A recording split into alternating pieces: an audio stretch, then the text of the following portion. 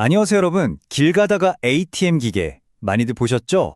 그런데 만약 그 평범해 보이는 기계가 한 사람의 평생 모은 돈을 순식간에 사라지게 만드는 도구로 쓰이고 있다면 어떨까요? 오늘 이 시간에는 CBC 뉴스의 심층 보도를 바탕으로 바로 이 신종 금융 사기의 실체를 파헤쳐 보겠습니다. 자, 그럼 시작해볼까요? 근데 오늘은 복잡한 기술 얘기부터 할 게 아니고요. 한 사람의 이야기로 문을 열어보려고 합니다. 사기꾼의 전화 한 통이 얼마나 끔찍한 결과를 낳을 수 있는지 그 생생한 사례를 먼저 만나보시죠. 그들은 너무나 설득력이 있었고 불행히도 저는 취약한 상태였어요. 이 말을 남긴 분은 76살의 은퇴자 브렌다 스미스 씨입니다. 평생을 성실하게 살아온 그녀의 삶을 송두리째 무너뜨린 건 바로 어느 날 걸려온 전화 한 통이었습니다. 사기꾼들은 정말 교묘하게 브렌다 씨를 구슬려서 은행 계좌에서 이 돈, 현금으로 인출하게 만들었어요. 무려 12,000달러. 우리 돈으로 하면 1,600만 원이 넘는 돈이에요. 평생을 모은 정말 소중한 돈이었는데 말이죠. 결국 브렌다 씨는 사기꾼이 시키는 대로 생전 처음 보는 이상한 기계에 그 돈 전부를 넣게 됩니다. 그리고 그 돈은 그냥 순식간에 사라져버렸습니다. 영원히요. 아니, 대체 이 기계가 뭐였을까요? 어떻게 돈이 그냥 사라져버릴 수가 있죠? 바로 이 사건의 핵심, 암호화폐 ATM이라는 겁니다. 지금부터 이걸 좀 자세히 뜯어보겠습니다. 자, 암호화폐 ATM. 이름만 들으면 좀 복잡하게 느껴지실 수도 있는데 쉽게 말하면 이거예요. 현금을 넣으면 비트코인 같은 디지털 자산, 그러니까 암호화폐로 바꿔주는 기계인 거죠.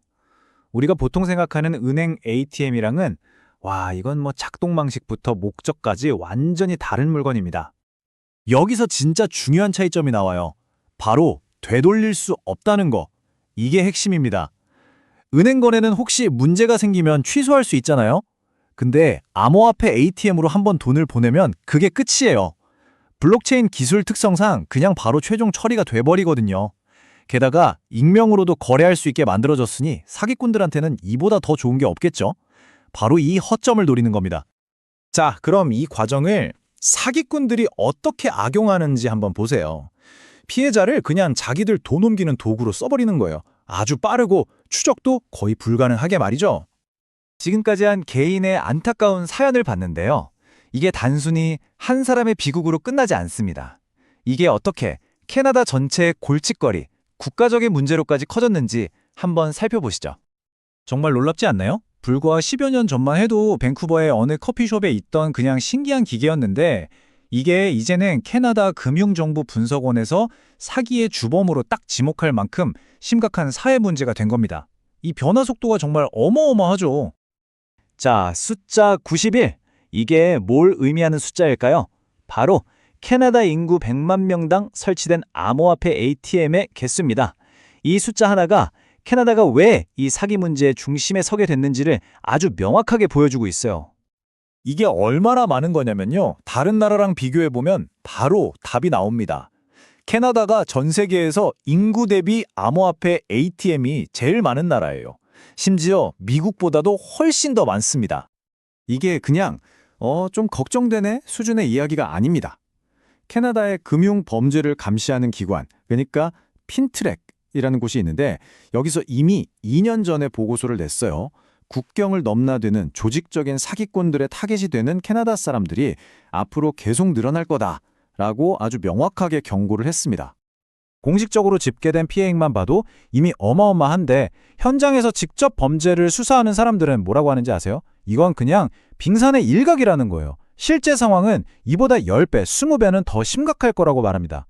자, 그럼 여기서 당연히 이런 질문이 생기죠. 아니 왜 하필 이 기계가 범죄자들이 가장 좋아하는 도구가 된 걸까요?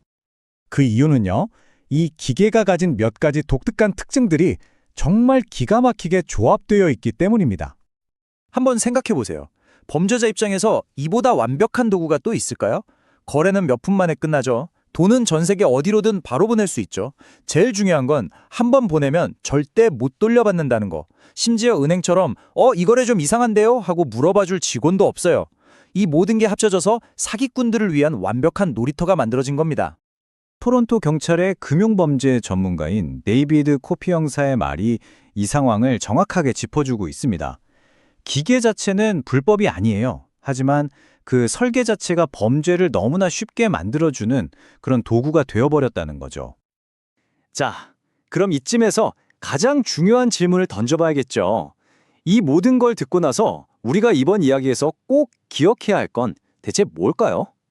그럼 어떻게 해야 우리 자신 그리고 우리가 사랑하는 사람들을 이런 사기로부터 지킬 수 있을까요? 딱 4가지만 기억하시면 됩니다. 첫째, 경찰이든 정부든 그 어떤 정상적인 기관도 암호화폐 ATM으로 돈 보내라고 절대 요구하지 않아요. 둘째, 한 번 보내면 끝입니다. 되돌릴 수 없어요. 셋째, 사기꾼들은 항상 급하다, 큰일 났다고 사람을 몰아붙입니다. 그리고 마지막으로 가장 중요한 건데요. 이 위험에 대해 주변 사람들과 계속 이야기하고 알려야 한다는 겁니다. 그러니까 결론은 이겁니다. 만약 누군가 당신에게 암호화폐 ATM으로 돈을 보내라고 한다면 그건 그냥 100% 사기입니다. 예외는 없어요. 이 간단한 사실 하나만 기억해도 끔찍한 금융사기로부터 누군가의 인생을 구할 수 있습니다. 그리고 이 모든 이야기는 우리에게 마지막으로 이런 질문을 던집니다.